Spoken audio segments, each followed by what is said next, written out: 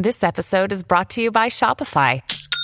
Forget the frustration of picking commerce platforms when you switch your business to Shopify, the global commerce platform that supercharges your selling wherever you sell. With Shopify, you'll harness the same intuitive features, trusted apps, and powerful analytics used by the world's leading brands. Sign up today for your $1 per month trial period at shopify.com/tech, all lowercase. That's shopify.com/tech.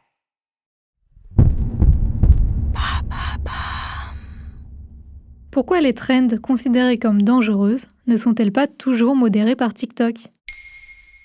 Merci d'avoir posé la question.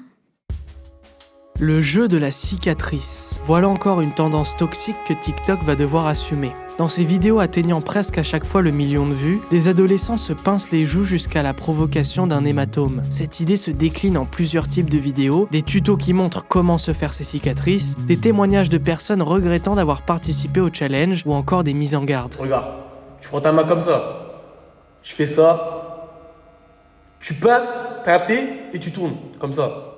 Moi, j'ai agi comme un con, j'ai fait ça comme un con, mais je regrette. Voilà, je regrette. Arrêtez, je vous jure, arrêtez.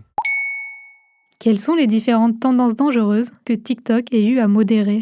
Les trends toxiques sur le réseau social chinois ont été une véritable plaie pendant l'année 2022 pour les enfants et les adolescents dans le monde. Le Blackout Challenge a tué par exemple au moins 7 enfants pendant l'année. Ce défi consiste à retenir sa respiration le plus longtemps possible. On a parlé du Labello Challenge qui incite les jeunes au suicide ou encore le Bright Eye Challenge qui se résume à verser un mélange d'eau de javel, de mousse à raser et de désinfectant dans les yeux. Et quelles conséquences ces tendances ont-elles sur ses utilisateurs ?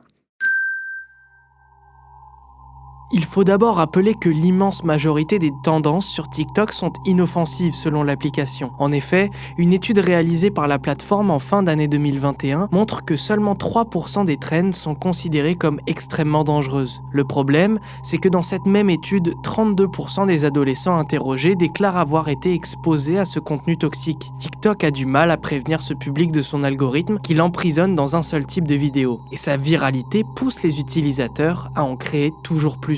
De plus, l'exposition à ce genre d'images laisse des séquelles indéniables sur la santé mentale des jeunes adolescents. Selon ce même rapport, 2/3 des personnes interrogées se disent affectées par les contenus parlant de la mort ou de l'automutilation, en sachant que ces sujets composent la quasi-totalité des challenges considérés comme dangereux par les utilisateurs de TikTok.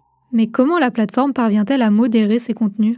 De manière générale, TikTok ne cherche pas à comprendre et active la suppression de toutes les vidéos signalées ayant un lien de près ou de loin avec la trend dangereuse. Mais là où l'application a le plus de mal, c'est bien dans la modération de son algorithme. Il suffit de taper « marque sur la joue » ou « cicatrice sur le visage » dans la barre de recherche et les vidéos du jeu de la cicatrice s'enchaînent. Et ce, malgré le centre de sécurité mis en place par la plateforme en 2021 au sujet des vidéos à caractère dangereuse. En effet, une section dédiée au challenge a été ouverte pour contrer ces dérives afin de réguler ce contenu, sans succès dans les faits.